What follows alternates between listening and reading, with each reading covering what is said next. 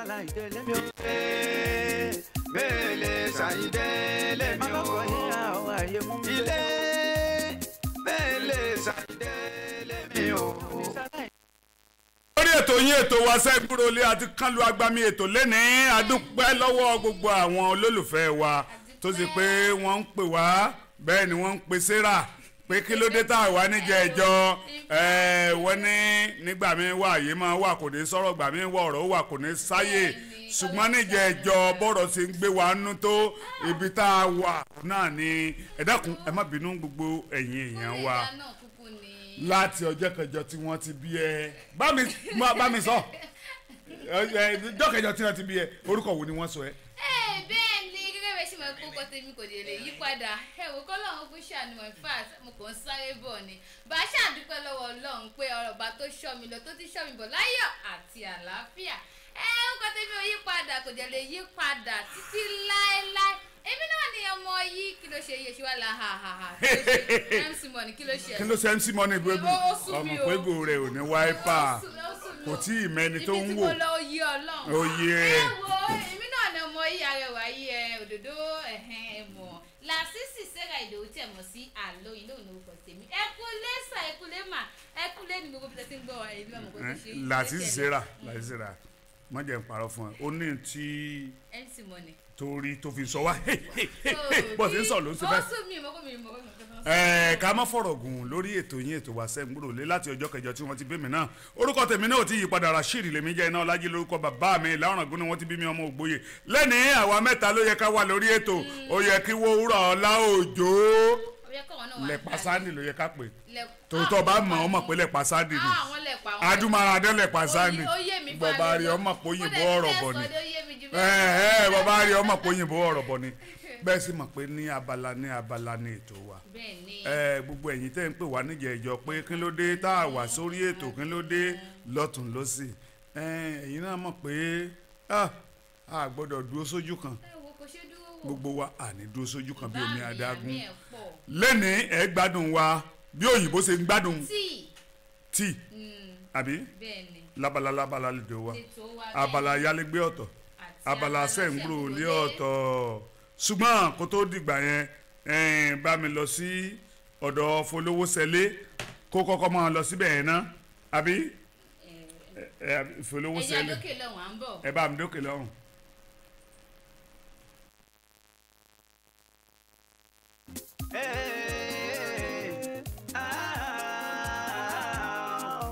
nínú ilé iṣẹ́ tí gbẹ́pọ̀ tí o. Ṣẹ́gbúrolé lẹ́tọ̀ ètò tó ń gorí afẹ́fẹ́ o. nínú ilé iṣẹ́ tí gbẹ́pọ̀ tí o.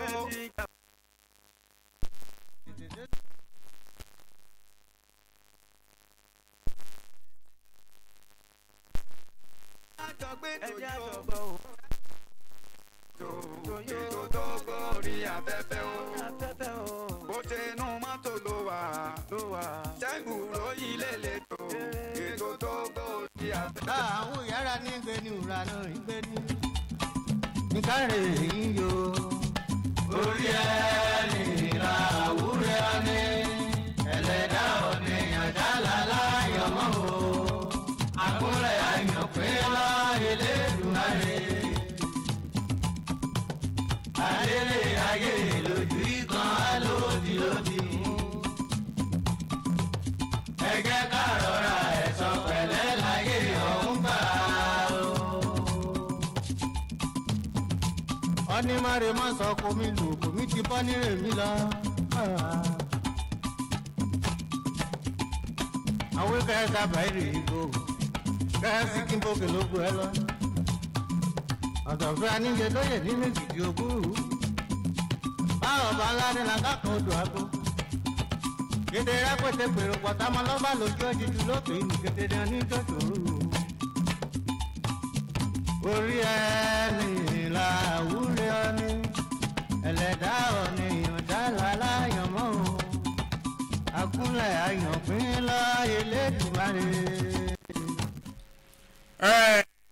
Sarah gẹ́gẹ́ bí a ṣe ń bá a bọ̀ ẹni tó bá a lọ ló bá kú ń tá a fẹ́ gbéyẹ̀wò lénìí lórí ètò àyálégbé sóyẹ kí ayálégbé bá fún ọmọ onílé lóyún so yẹ kí ọmọ náà bímọ sílé yẹn ohun tí ó ṣẹlẹ̀ ni pé ẹnìkan à ń pè ní Táíwò ó fún ọmọ láńlọ́ọ̀dù ẹ̀ lóyún gbà tó wá fún ọmọ láńlọ́ọ̀dù ẹ̀ lóyún láńlọ́ọ̀dù ti bínú ó ti forí já ó wá sọ pé òun gbà pé ohun tí Ọlọ́run bá ti kọ ẹnìkan ó lè túká ṣùgbọ́n ó ní ọmọ òun ní bímọ sí inú ilé tó ń gbé pé kí tẹ́nàntì òun kó wá ilé lọ síbòmíì kó tó di pé ọmọ pé bí bẹ́ẹ̀ kọ́ bí oyún yẹn bá ti ń lọ bí oyún oṣù méje àtọmọ àti tẹ́nàntì òun ó jọ lé wọn kú òun lé ni. ṣé kò rò pé bí apá ọmọ ẹ̀ gangan ló lóyún ni ṣebí ohun tí ìyá bá ní ọmọ náà ló ní. ẹlòmíràn rò pé ó lè fa kí wọ́n máa fi bàbá yẹn ṣe yẹ̀yẹ́ lóòótọ́ pé ẹ wo tẹ́nàntì lọ fún ọmọ rẹ̀ lóyún wọ́n sì tún jọ ń gbénú ilé ìná iná bóyá n tó rò nìyẹn tó fi sọ pé àtọmọ àti tẹ́nàntì òun ó jọ lé wọn tẹ́nàntì dẹ̀ ní ó dàbí pé kò kù díẹ̀ káàtó owó rẹ̀ yìí kù bí owó oṣù mẹ́sàn-án rárá kò jẹ́ wọlé owó tẹ́nàntì yìí kù bí owó oṣù mẹ́fà kó parí ṣùgbọ́n oyún ti ń lọ bí oyún oṣù méje bàbá ní ọmọ òun lè bímọ sínú ilé tó ń gbé tẹ́nàntì ní inú ilé yìí òun yìí lówó ń bẹ̀ pé kí lòun fẹ́ ṣe ká ní wọ ni ká ní èmi àti ẹ̀ lájọ bí ọmọ tó lóyún fún tẹ́nàntì èmi á fẹ́ lé ọmọ tẹ́nàntì ò sì jẹ́wọ́ kí ni wọ́n rò láti. wọ́n yẹ pé mi ni o gẹ́gẹ́ pé mi mo bí ọmọ yẹn. tọ́ bí ọmọ tó fún. tó lóyún fún tẹ́nàntì mi ò lè lọ́mọ dànù obìnrin ni mi ò lè lè dànù màá gbà bẹ́ẹ̀ ni. kí ọmọ ẹ̀tún á bí kó bímọ fún tẹ́nàntì nílé tó ń gbé.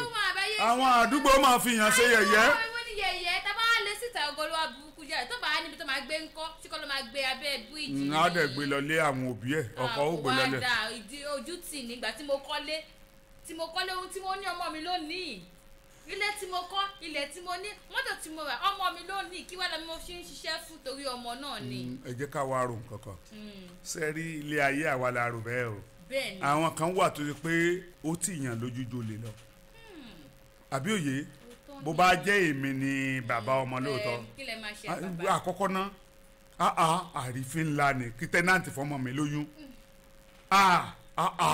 ẹ jẹ́ ká rò síra wọn ṣùgbọ́n káníwò wa jẹ́ ìyàwó mi wá sọ pé kọ́mọ yẹn kó bímọ sínú ilé ibi tá a wà ẹbí wọn bá ti fẹ́ ṣe sínú ọmọ náà kí wọ́n á ní ọmọ mi fẹ́ ṣe sínú ọmọ láìsọ ọmọ mi ọkùnrin. mi ò ṣàlẹ̀ tọmọ mi nù kò pọ́síbù kò jọ ọmọ mi ni obìnrin ni ẹ má bá mi gbà bẹ́ẹ̀ ni o abini pẹ́yẹ tìbí láyà tàlàfíà. abila ewúrà ọlá òjò tí ò sí ibi lè nìní nbà bóyá òun nìbá tiẹ̀ wá sọpọ́ọ̀tì mi pé ó yẹ kó rí bẹ́ẹ̀ kò yẹ kó rí bẹ́ẹ̀ ṣùgbọ́n àwọn aráalé ẹ bá wa dá sí i ká ní ọmọ yín ó lóyún fún tẹ́nàntì yín ọmọ yín obìnrin sínú yín lè dùn kó tún wá bímọ sínú ilé yín kàn ṣe súná nú ilé yín tẹ́nàntì tó sì sanwó sílé yín kò tí ì lówó ẹ̀ tán lórí ètò yín ètò wa lábala ayálégbé kásáré gba èèyàn mẹ́ta péré láyè kó bá wa dá sí i. 08113051009 tàbí kí ẹ pè sí nọ́mbà kejì 08056131009 ẹ jẹ́ ká wò mú yàn. ta ló wà lójú òpó hello. ẹ kálẹ́ o. ọlọ́run ló ń tó.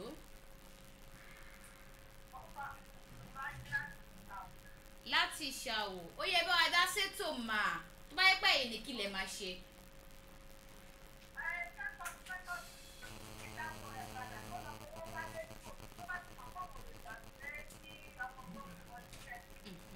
kó fún tẹ́nàntì lówó.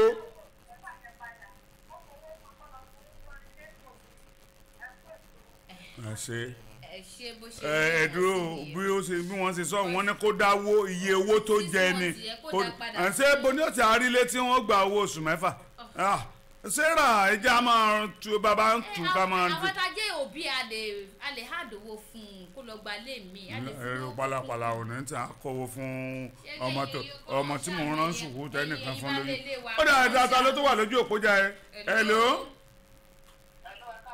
ẹ kálẹ́ o. láti Kòòdó yẹ bá a dá sí tòmọ́ mi wá.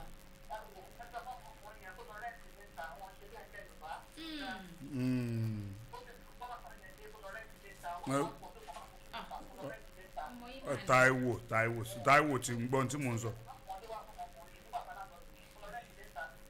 kò ní bàjẹ́ fún yín sọ ọmọ pé tí mò ń sọ dúdúdúdú Sarah sórí ẹni tó lójú ń tì bí ojú ò bá ti ọkọ ó yẹ kójú ti ọmọ ojú ò máa ti òbí ohun tí obìnrin sọ èmi support ọmọ èèyàn fọmọ mi lóyún kó tó a ṣe súná ọmọ ń bẹ yẹn ta ló wà lójú òpó náà hello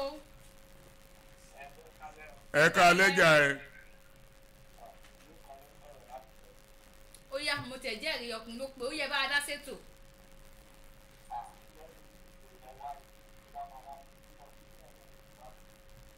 wọ́n ẹ ṣe bẹ́ẹ̀. wọ́n síbẹ̀ nílẹ̀ Yorùbá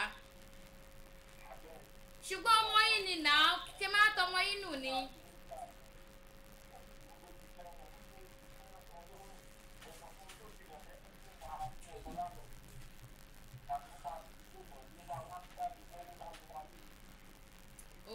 lórí ètò yìí ètò wa ṣe ń gbúrò lé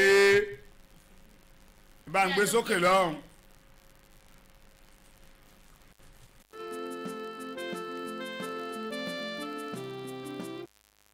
yóò ọmọ Yorùbá ronú. ìrìnlẹ̀ oníjàlájọ bí ikú bọ̀kọ́ alẹ́rìndẹ̀ rẹ̀. èròkèrè pẹ̀lú yan kí n kó bàtà yín sọ́tẹ̀. ìbọn kúta kú ni lọ́dọ̀ bàbá ní nínú lẹ́yìn iye. àyíká èyí yóò ọmọ Yorùbá ronú. ìròkúra nípa ọmọ ẹ̀mọ́ sùn ìjà múra.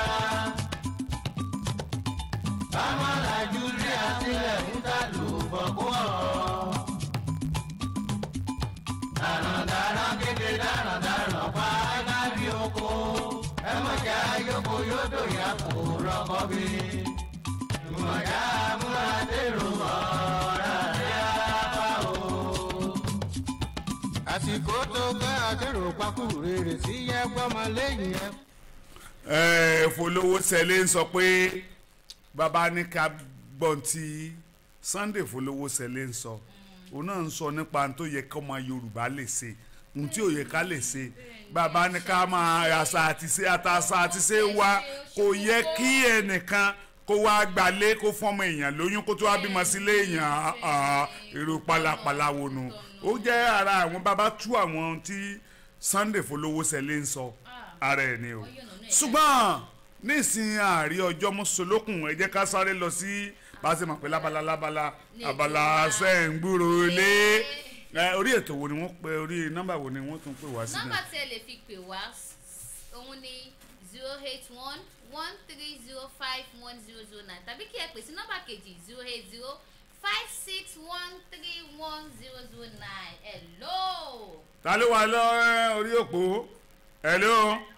hello. Ọlọ́run ló ń tó o. láti ìṣàwò ṣé ń gbúrò lé ọmọlúwo nìyí. ọmọ gbọ̀ngàn iná wa dùn ṣé lóòótọ́ lẹ̀ ń gbúrò lé ẹ mọ̀ pé eégún wà ní gbọ̀ngàn àbí ẹ bá mi sọ orúkọ eégún mẹ́ta tí gbogbo ará gbọ̀ngàn mọ̀. Lémọ̀jágbà òde ní Àjànàkú òde méjì ẹ ti kọ́kọ́ gbà ná ẹ ti di mẹ́ta kódà ẹ tún fèèní sí tí mo sọ ìyẹn bẹ́ẹ̀ ó dá yín lójú pé ọmọ gbọ̀ngàn ni yín àbí ẹ bá mi dárúkọ olóyè mẹ́rin tó jẹ́ àwọn olóyè tó lè fi ọba jẹ nílùú Gbọ̀ngán.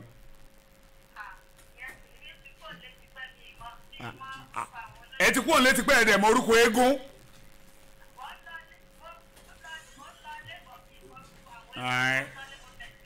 ẹ sọ orúkọ eégún ẹ dárúkọ eégún mẹ́ta lórí ètò yìí ètò wa Sẹ́ǹgbúrò lé ó dùn mí pé kì í ṣe pé Wúrà Ọlá Òjó wà ń bí lẹ́ni ó ní tí ń bá béèrè lọ́wọ́ ẹ̀ lẹ́pa ni o ó dé ó tó adúdú òṣèré ni ọ̀rọ̀ bọ̀ ní òyìnbó dẹ̀ ni lórí ètò yìí ètò wa Sẹ́ǹgbúrò lé ta ló wà lójú òpó hello ẹ kálẹ́ o.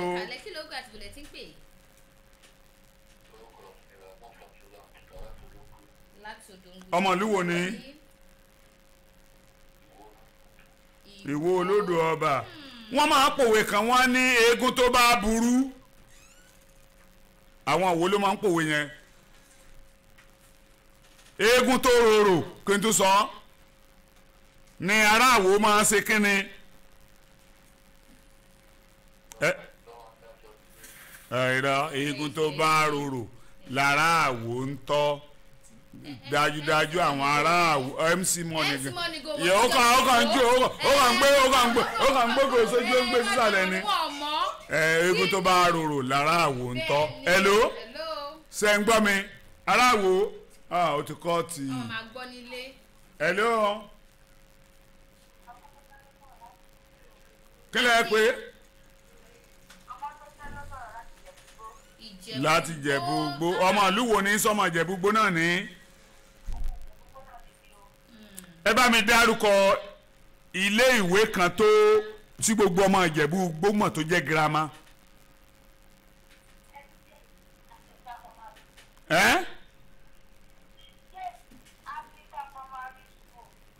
ó girama tí gbogbo èèyàn mọ̀ ńkọ́. St. James Grammar School ẹ tún dárúkọ girama mi. hello. àwọn skul tipẹ́tipẹ́ kan wà tó wù mí kẹ́ dárúkọ.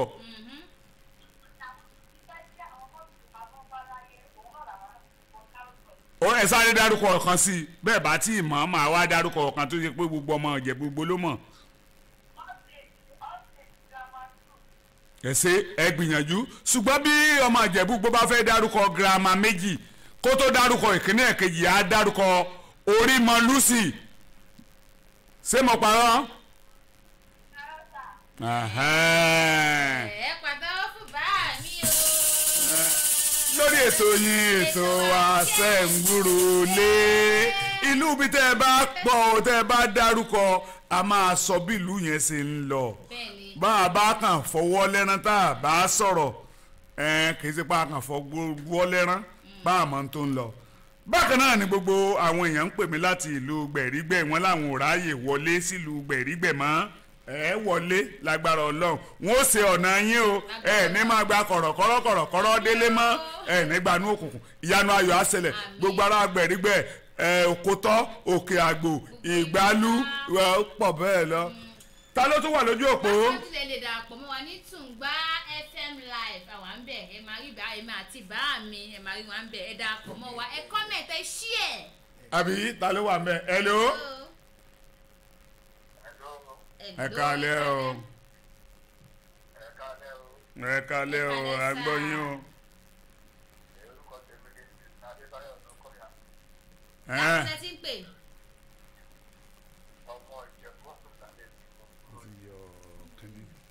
ọmọ Ìjẹ̀bú Ọ̀sọ̀ọ̀sà.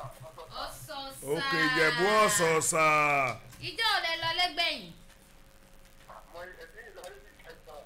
ìjẹ́jọ́ báwo wà ní ìlú báwo ní ìlú báwo lẹ ṣe rí sí. ṣé ìyàtọ̀ wà ń bẹ̀.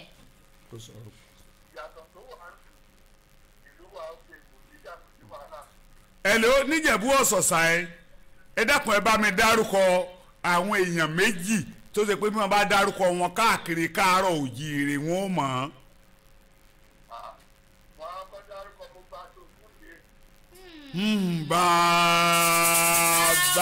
bàbá bàtà mi gbọ́dọ̀ kọ́rúkọ pé kíníkan ní ká ṣe fagbà pé pẹ̀lẹ́pẹ̀lẹ́ ní ká ṣe fagbà bàpẹ́láyé àgbálẹ̀ kan ní a gbọ́dọ̀ máa sọ gbogbo àwa òṣèré wọn máa kọ́ tẹ̀lé mi lẹ́yìn ṣùgbọ́n inú mi dùn ó bá ti ògùn ní táníkà tún lè dárúkọ ní Ìjẹ̀bú Ọ̀ṣọ̀ṣà.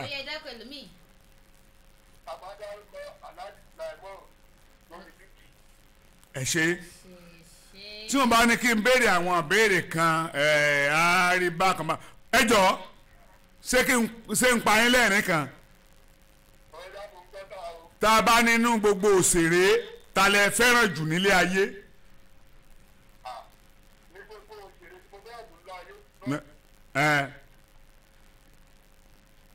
Ta ni hello n tí mo fẹ́ béèrè yá lórí ètò hello abẹ́ wọ́n ti sá lọ ẹ dẹ́kun ẹ bá ń gbé ìpè kó tó di pé a lọ hello. ẹ káalẹ́ ọmọ gbogbo ní kí lórúkọ yín bó lẹ ti ń pè. láti òdòǹgì kí lórúkọ yín lẹ́yìn kò sí. mọ́mí bàṣì tọmọlúwo ní ìmà. ẹ bá a sọ̀rọ̀ sókè. Kogi ìgbìrà ọmọ ta hàn gàwírí gàwó inú mi dùn bẹ́ẹ̀ sì jẹ́ ọmọ ìgbìrà. Ǹjẹ́ tí ẹ ṣe bí Kogi nìyí àbí ẹ bá mi dárúkọ gómìnà mẹ́ta tó ti jẹ ní ìpínlẹ̀ Kogi sẹ́yìn. Audu òde ní òde méjì